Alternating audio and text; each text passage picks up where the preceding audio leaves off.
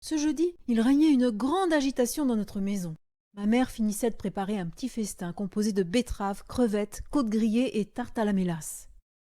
Dès que l'on entendit frapper, je me précipitai pour ouvrir au docteur.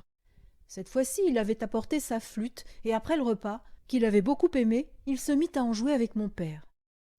Il semblait tellement absorbé que je commençais à me demander s'ils allaient parler de mon affaire quand enfin Votre fils m'a confié qu'il désirait vivement devenir naturaliste. mes parents se montrèrent plutôt opposés à cette idée, ainsi qu'ils l'avaient toujours été. Il s'agissait d'une lubie d'enfant. Je changerais bientôt d'avis. Bon, admettons maintenant, monsieur Stubbins, que votre fils habite chez moi pendant 2 ans. Il aura le temps de voir si ce métier lui plaît réellement ou non.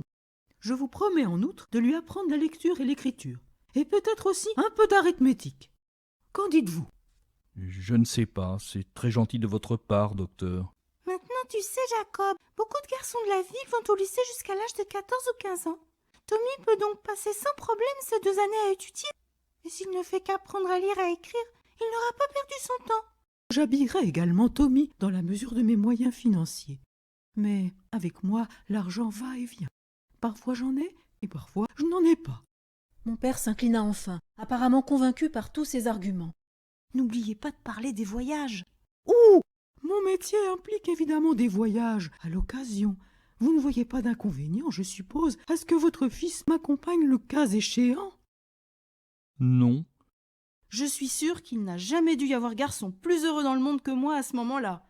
J'avais la tête dans les nuages, mes pieds ne touchaient plus terre. J'avais du mal à me retenir de danser autour du salon. Enfin, j'allais pouvoir connaître des aventures.